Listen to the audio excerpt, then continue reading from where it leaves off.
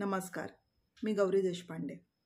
आपण जाणून घेणार आहोत कहाणी याविषयी. या कहाण्या म्हणजेच लोकमय वाङ्मयाचा प्रकार आहे. तसंच या कहाण्या ललित वाङ्मयाच्या प्रकारात मोडतात. प्रत्येक कहाणीमध्ये काहीतरी वैशिष्ट्य असतं. त्याच्यामधल्या काही कॉमन गोष्टी म्हणजे कहाणींची सुरुवात बऱ्याचदा एक आटपाट नगर होतं अशी होते.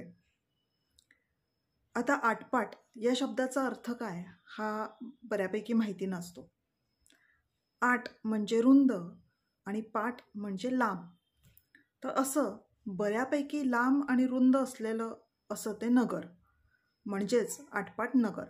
म्हणजे अगदी छोटं असं गाव नाही तर त्याच्यापेक्षा मोठं असलेलं हे नगर. त्याच्यावरून साधारणपणे आपल्याला त्या नगराच्या काय आवाका असेल याचा अंदाज येतो. तसंच या कहाण्या म्हणजे कायम काहीतरी विचारलेल्या प्रश्नांचं उत्तर या स्वरूपात दिलेल्या असतात. त्याच्यामुळे उत्तरांच्या स्वरूपात असल्यामुळे प्रत्येक वेळेला त्याचं उत्तर हे आपल्याला कहाणीमध्ये मिळतं. कुठल्या तरी प्रश्नाचं हे उत्तर असतं. तेव्हा हे उत्तर खूप मोठं असल्यामुळे त्याला संक्षिप्त रूपामध्ये बांधून ते आपल्यासमोर ठेवलं जातं.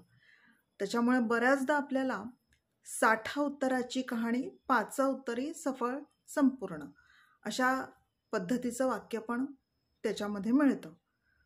तेव्हा 60 उत्तराची कहाणी म्हणजे एवढी मोठी जी उत्तरं आहेत त्याला संक्षिप्त स्वरूपात 5 उत्तरी करून ती आपल्यासमोर मांडलेली आहे असं त्याचा अर्थ होतो.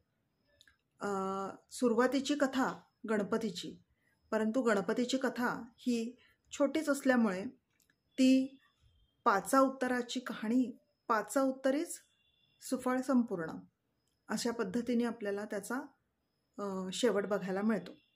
तेव्हा आपण नक्कीच ऐकताना या गोष्टींकडे लक्ष देऊया आणि काहीतरी नवीन आपल्याला समजलेलं आहे त्याच्यामुळे त्याचा आनंद पण घेऊया. थँक्यू.